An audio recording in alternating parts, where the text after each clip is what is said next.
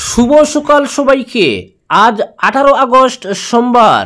আজকের সকালের বিশেষ বিশেষ খবর হলো, কাটিগড়া থেকে অটোরিকশা চুরি করে মিজোরামে পাচারের চেষ্টা, ধৃত চোর। হাইলাকান্দির অলইচূড়ায় নাবালিকা যৌন নিপীড়ন মামলায় গ্রেফতার অভিযুক্ত। নাম পরিবর্তনের প্রতিবাদে 24 আগস্ট আমরা করিমগঞ্জের গণ অভিবর্তন। বন্দুকের বয়ে জঙ্গিদের পার করতে গিয়ে হেনস্থার শিকার লঞ্চ চালকরা। মহিলা শিশুকে অপহরণ হত্যার অভিযোগে গ্রেফতার। লঞ্চ চালকের মুক্তির দাবিতে অনির্দিষ্টকালের বন্ধ ঘোষণা ফুলের তলে। এবং সর্বশেষ খবরটি হলো, ভাইকে স্কুলের জমি বিক্রি করে দিয়েছেন প্রধান শিক্ষক, অভিযোগ অস্বীকার। মদনীনগর এলপি স্কুলের জমি নিয়ে দুপক্ষের মধ্যে তরজা। এবারে শুনুন বিস্তারিত খবর। কাটিগড়া থেকে চুরি করে মিজোরামে পাচার করতে গিয়ে অটোরিকশা সহ হাতে নাতে ধৃত চোর। ধৃত ওই চোরের নাম জাকির হোসেন। সে খালাইনের বড়ইতলি গ্রামের বাসিন্দা। যার অটোরিকশা চুরি গেছে তিনিও ওই একই গ্রামের বাসিন্দা, নাম সাদ্দাম হোসেন। বর্তমানে কাটিগড়া পুলিশের জিম্মায় রয়েছে অটোরিকশাটি। ধৃতকেও জোর জেরা চালিয়ে যাচ্ছে পুলিশ। জানা গেছে, শুক্রবার দুপুরে কাটিগড়া টিআরকে সড়কে গ্যাস এজেন্সির সামনে অটোরিকশাটিকে দাঁড় করিয়ে রেখে চৌরঙ্গি বাজারে বাজার করতে যান সাদ্দাম হোসেন। কিছুক্ষণ পরে বাজার ছেড়ে ফিরে দেখেন অটোরিকশাটি যেখানে রেখেছিলেন সেখানে নেই। এতে হতভম্ব হয়ে পড়েন সাদ্দাম। সঙ্গে সঙ্গে কাটিগড়া পুলিশে দায়ের করেন একটি এজাহার পেয়ে খোঁজ শুরু করে কাটিগড়া পুলিশও, কিন্তু সন্ধান মেলেনি। এদিকে গভীর রাতে নম্বরবিহীন একটি অটোরিকশাকে মিজোরামের দিকে যেতে দেখে সন্দেহ হয় শোনায় পুলিশের। পুলিশ সঙ্গে সঙ্গে গাড়িটিকে আটক করে। চালককে জেরা চালাতেই জুলি থেকে বেরিয়ে আসে বেড়াল। অটোরিকশাটিকে কাটিগড়া থেকে চুরি করে মিজোরামে পাচারের চেষ্টা করছিল চালক জাকির। ঘটনা জানার সঙ্গে সঙ্গে শোনায় পুলিশ। গাড়ি ও চালককে নিজেদের হেফাজতে নিয়ে তাকে থানার জেরা চালানো হয়। শনিবার খবরটি জানানো হয় কাটিগড়া পুলিশে। সঙ্গে সঙ্গে কাটিগড়া পুলিশ অটোরিকশার মালিক খালাইন বড়ইতলির বাসিন্দা সাদ্দামকে নিয়ে সোনাই থানায় যায়। জাকির ও অটোরিকশাকে নিজেদের হেফাজতে নেয় পুলিশ। বর্তমানে কাটিগড়া পুলিশ ঘটনার তদন্ত চালিয়ে যাচ্ছে। এদিকে অটোরিকশা চুরি যাওয়ার ঘণ্টা কয়েকের মধ্যেই পুলিশ সাফল্য পায় খুশি অল কাটিগড়া অটোরিকশা ওনার্স অ্যাসোসিয়েশনের কর্মকর্তারা ধন্যবাদ জানিয়েছেন পুলিশকে। সেই সঙ্গে তারা আশঙ্কা প্রকাশ করে জানিয়েছেন, ধৃত জাকির কোনো আন্তঃরাজ্য গাড়ি চুর চক্রের সঙ্গে জড়িত। কাটিগড়া থেকে বহু গাড়ি চুরি গেছে। পুলিশ যদি ধৃতকে জোর জেরা করে তাহলে আরও বহু মানুষের চুরি যাওয়া গাড়ি উদ্ধার হতে পারে। কাটিগড়া পুলিশের কাছে অটোরিকশা অ্যাসোসিয়েশনের কর্মকর্তাদের আর্জি, ধৃতকে টানা জেরা করুন। এতে করে খুলবে আরও বহু জট, উদ্ধার করা যেতে পারে আরও বহু চুরি যাওয়া গাড়ি। পরবর্তী খবর, হাইলাকান্দির অলইচূড়ায় নাবালিকা যৌন নিপীড়ন মামলায় গ্রেফতার অভিযুক্ত। হাইলাকান্দি জেলার কাটলিড়া থানা এলাকার অলইচূড়া পঞ্চম খণ্ডে নাবালিকা যৌন নিপীড়নের এক নির্মম ও লজ্জাজনক ঘটনা সামনে এসেছে। স্থানীয় বাসিন্দাদের হস্তক্ষেপে যৌন নিপীড়নের অভিযোগে এক যুবককে আটক করে পুলিশের হাতে সঁপে দেওয়া হয়েছে। নাবালিকার সঙ্গে কুকর্ম করার অপরাধে গ্রেফতার যুবকের নাম অরুণাভ দাস। তার বিরুদ্ধে পক্সো আইনের ধারা 6 এর অধীনে মামলা রুজু করে আদালতে পেশ করে পুলিশ। হাইলাকান্দির judicial magistrate first class Priyanka Saikia অভিযুক্তের প্রাথমিক বক্তব্য ও পুলিশি রিপোর্ট পর্যালোচনা করেন এবং তাকে জেল হেফাজতে পাঠানোর নির্দেশ দেন। প্রত্যক্ষদর্শী গ্রামবাসীরা জানিয়েছেন, তারা অভিযুক্তকে সন্দেহজনকভাবে নাবালিকার সঙ্গে দেখতে পান এবং সঙ্গে সঙ্গে হস্তক্ষেপ করেন। এরপর স্থানীয়দের সহায়তায় তাকে পুলিশের হাতে তুলে দেওয়া হয়। পুলিশ সূত্রে জানা গেছে, পুরো ঘটনার তদন্ত শুরু হয়েছে এবং ফরেনসিক রিপোর্ট সহ অন্যান্য প্রমাণ সংগ্রহের কাজ চলছে। পুলিশ শীঘ্রই এই মামলার চার্জশিট জমা দেবে বলেও জানিয়েছে।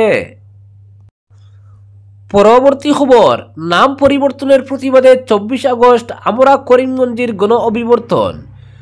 জনগণের দাবিকে তোয়াক্কা না করে করিমগঞ্জ জেলার নাম পরিবর্তনের প্রতিবাদে ও জেলা এবং শহরের নাম পুনর্বহালের দাবিতে ইতিমধ্যে জেলা জুড়ে বার কয়েক বিভিন্নভাবে প্রতিবাদ জানানো হয়েছে। প্রথমে 2,17,000 গণস্বাক্ষর সংবলিত স্মারকপত্র প্রদান করা হয়। এরপর অনেক সভা সমিতি, অনেক মিছিলও হয়েছে, কিন্তু এতে কোনো কর্ণপাত করেনি রাজ্য সরকার। তাই এবার আমরা করিমগঞ্জ নামে সামাজিক ও সাংস্কৃতিক সংস্থার উদ্যোগে জেলা জুড়ে এক বৃহৎ গণ অভিবর্তনের ডাক দেওয়া হয়েছে। সংগঠনের পক্ষে সভাপতি বদরুল হক চৌধুরী ও সম্পাদক জুনেদ আহমেদ বলেন, আসাম সরকার এক ক্যাবিনেট সিদ্ধান্ত অনুযায়ী গত বছরের 19 নভেম্বরে সম্পূর্ণ সাম্প্রদায়িক মনোভাব নিয়ে আমাদের ঐতিহ্যমণ্ডিত করিমগঞ্জ জেলার নাম পরিবর্তন করেছে। তিনি বলেন, আমাদের ঐতিহ্যের, আবেগের, সর্বোপরি পরিচয়ের এই জেলা ও শহরের নাম পরিবর্তনের বিরুদ্ধে বার কয়েক এ জেলার গণতান্ত্রিকামী মানুষ বিভিন্নভাবে প্রতিবাদ জানিয়েছেন, কিন্তু রাজ্য সরকার এ ব্যাপারে কোনো গুরুত্ব দেয়নি। তাই এবার গণতান্ত্রিক পদ্ধতিতে ভিন্ন রূপে ধারাবাহিক আন্দোলন চলবে। এর অঙ্গ হিসেবে 24 আগস্ট রবিবার সন্ধ্যা 6টা থেকে সেটেলমেন্ট মাঝডিহির গ্যালাক্সি গার্ডেনে এক গণ অভিবর্তন অনুষ্ঠিত হবে। এই অভিবর্তনে মুখ্য অতিথি হিসেবে উপস্থিত থাকবেন প্রতিদিন টাইমের মুখ্য সম্পাদক নিতুমণি শইকিয়া। মুখ্য বক্তা হিসেবে থাকবেন আসাম বিশ্ববিদ্যালয়ের প্রাক্তন উপাচার্য অধ্যাপক ডক্টর তপোধীর ভট্টাচার্য। অতিথি হিসেবে থাকবেন ধুবড়ী রত্নদ্বীপ কলেজের প্রাক্তন অধ্যক্ষ শেখ হেদায়েতুল্লাহ, বিশিষ্ট সমাজকর্মী তথা আমরা বাঙালির নেতা সাধনপুর কায়স্থ। এই অভিবর্তনের মাধ্যমে আগামী দিনের প্রতিবাদ জারি রাখার বিভিন্ন প্রস্তাব পেশ করা হবে। তাই এই অভিবর্তনের সর্বস্তরের জনসাধারণের উপস্থিতি ও সক্রিয় সহযোগিতা কামনা করেছেন। আমরা করিমগঞ্জের সভাপতি বদরুল হক চৌধুরী ও সম্পাদক জুনেদ আহমেদ। এক প্রেস বার্তা এই খবর জানিয়েছেন প্রচার বিভাগের পক্ষে ইকবাল খান।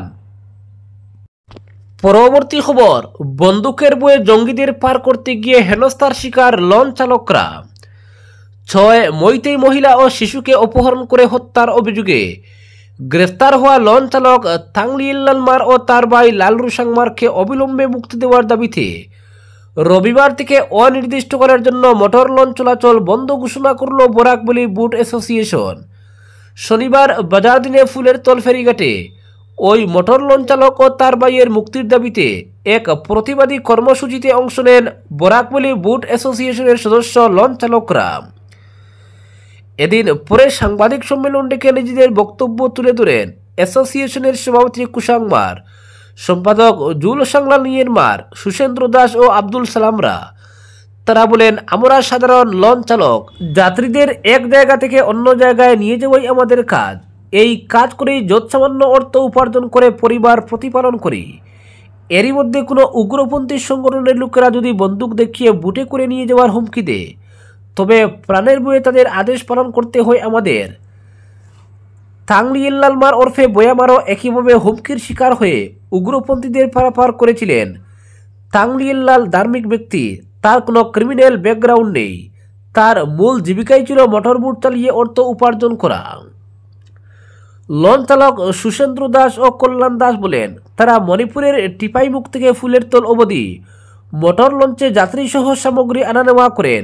এটাই তাদের একমাত্র রোজগারের উৎস। মণিপুরের টিপাইমুখ শিবপুরী থেকে কাছাড়ের ফুলের তল পর্যন্ত প্রায় 150 মিটার লঞ্চ যাত্রী নিয়ে যাতায়াত করে। প্রতিদিন 2 থেকে 3 হাজার যাত্রী মোটর লঞ্চে যাতায়াত করেন। যাত্রী আনা নেওয়া করার সময় কে কোন জিনিস নিয়ে লঞ্চে উঠল সেটা চেক করা তাদের পক্ষে সম্ভব হয় না। অনেক সময় পুলিশের উপস্থিতি টের পেয়ে নৌকার মধ্যে নিষিদ্ধ সামগ্রী ফেলে সরে পড়ে অপরাধীরা, এবং এর ফলে লঞ্চে ড্রাগস, বন্দুক ইত্যাদি উদ্ধার হলে পুলিশ সাধারণ লঞ্চ চালকদেরই ধরে নিয়ে যায়।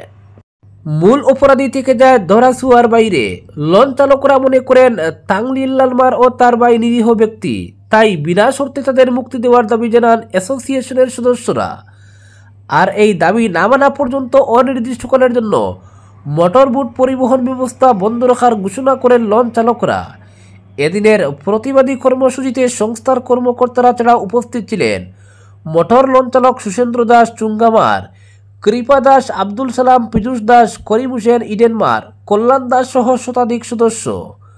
উল্লেখ্য, গত 31 জুলাই তাংলিয়েল্লালমার তার মোটরবোটে যাত্রী নিয়ে ফুলের তল ফেরিঘাটে পৌঁছালে সঙ্গে সঙ্গে তাকে গ্রেফতার করে এনআইএ। কিছুক্ষণ লক্ষ্মীপুর থানায় রেখে জেরা করার পর তাকে নিয়ে যাওয়া হয় মণিপুরে। তাংলিয়েল্লালমার ওরফে বয়ার বাড়ি কাছাড়ের ময়নাতলে। পরবর্তী খবর, বাইকে স্কুলের জমি বিক্রি করে দিয়েছেন প্রধান শিক্ষক, অভিযোগ অস্বীকার। মদনীনগর এলপি স্কুলের জমি নিয়ে দুপক্ষের মধ্যে তরজা। বদরপুর চৈতন্যনগর শিক্ষাখণ্ডের অধীন বাঙ্গার কনকলস নয়াপাতল মদনীনগর এলপি স্কুলের জায়গা নিয়ে কতিপয় গ্রামবাসী ও স্কুলের প্রধান শিক্ষক এবং পরিচালন সমিতির মধ্যে তরজার লড়াই শুরু হয়েছে পক্ষে বিপক্ষে অভিযোগ চালাচালি। গ্রামের নুমান উদ্দিন, বাহার উদ্দিন, হীরা আহমেদ, ফয়জুল আহমেদ, মামুন আহমেদ, টিপু সুলতান, আব্দুল হানিফ, ফয়জুল ইসলাম প্রমুখ সাংবাদিকদের ডেকে অভিযোগ করে বলেন, 1980 সালে প্রতিষ্ঠিত হওয়া স্কুলটির সম্প্রসারণের জন্য 1992 সালে 1 কেদার ভূমি দান করেছিলেন কাজির গ্রামের প্রয়াত আব্দুল মালিক। বর্তমানে স্কুলের প্রধান শিক্ষক বশির আহমেদ নিজের ভাই জিয়াউল হকের কাছে স্কুলের জমির একাংশ বিক্রি করে দিয়েছেন বলে অভিযোগ তুলেছেন তারা। অথচ এই জায়গায় 2020 সালে স্কুলের উন্নয়নে MGNরেগা প্রকল্প থেকে 2,71,535 টাকার মাটি ভরাটের কাজও হয়েছিল। এমনকি 583 নং দলিল নকল করে 3 যষ্টি জায়গাকে 12 যষ্টি দেখিয়ে বাকি সমস্ত জায়গা ভাইকে বিক্রি করে দিয়েছেন প্রধান শিক্ষক বশির বলে অভিযোগ করেছেন তারা। দানকৃত এই জায়গা বিক্রি করে পাশে থাকা সেরিকালচার বিভাগের সরকারি জায়গাও নাকি স্কুলে ঢুকিয়ে দিয়েছেন প্রধান শিক্ষক বশির উদ্দিন। নুমান আহমদরা আরও অভিযোগ করেছেন, স্কুল প্রধান নাকি ব্যক্তি স্বার্থে রাহাতপুরের রাস্তা অন্যদিকে ঘুরিয়ে দেন। তারা জানান, বিষয়টি নিয়ে মামলাও চলছে। গতকাল একটি তদন্তকারী সংস্থার কর্মকর্তারা এসে সবকিছু খতিয়ে দেখে গেছেন। তারাও বলেছেন এই স্কুলটিকে যে কোনো মূল্যে টিকিয়ে রাখতে হবে, কারণ এই এলাকার পূর্বদের ভাঙ্গায় আসতে অসুবিধা হয়। তাই এলাকার গরিব ছাত্রছাত্রীদের একমাত্র সম্বল এই স্কুল পরিচালন সমিতির সভাপতি আব্দুল হক ও পরিচালন সমিতির সদস্যদের দিকেও অভিযোগের আঙ্গুল তুলেছেন নুমান উদ্দিনরা। তারা বলেন, এ ব্যাপারে সংশ্লিষ্ট বিভাগীয় আধিকারিক সহ জেলা শাসকের কাছে অভিযোগ করার পাশাপাশি তারা মামলাও করছেন। তাদের একটাই দাবি, জমি বিক্রির ব্যাপার সহ প্রধান শিক্ষকের বিরুদ্ধে উচ্চ পর্যায়ের তদন্ত করে কঠোর ব্যবস্থা গ্রহণের পাশাপাশি স্কুলটিকে টিকিয়ে রাখার ক্ষেত্রে প্রয়োজনীয় পদক্ষেপ নিতে হবে।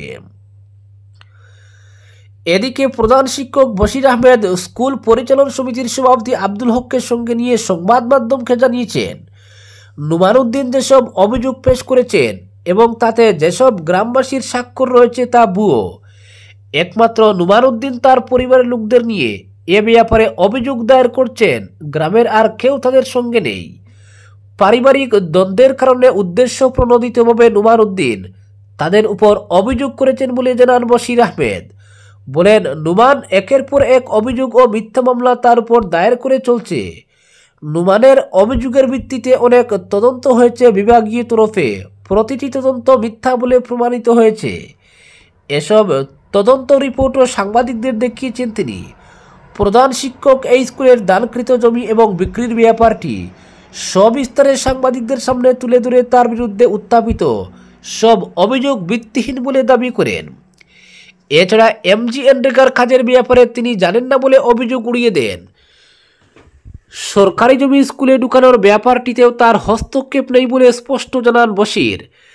গ্রামবাসী এবং পরিচালন সমিতি বসে স্কুলের সুবিধার্থে পরিত্যক্ত জায়গাটি স্কুলের এরিয়ায় ঢুকিয়ে রেখেছেন।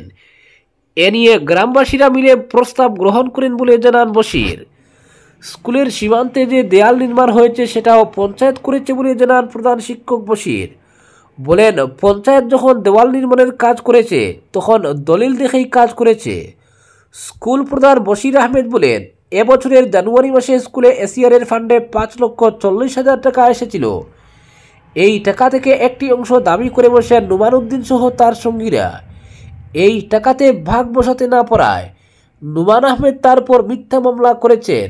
এমনকি প্রকাশ্য ও জনবহুল এলাকায় দেখে নেওয়ার হুমকিও দেওয়া হয় তাকে। বিষয়টি নিয়ে তদন্ত জারি রেখেছে বিভাগীয় উচ্চপদস্থ কর্তৃপক্ষ। গোটা বিষয়টি নিয়ে ভাঙ্গা এলাকায় চাঞ্চল্যের সৃষ্টি হয়েছে। আজকের বিশেষ সংবাদ এখানেই সমাপ্ত।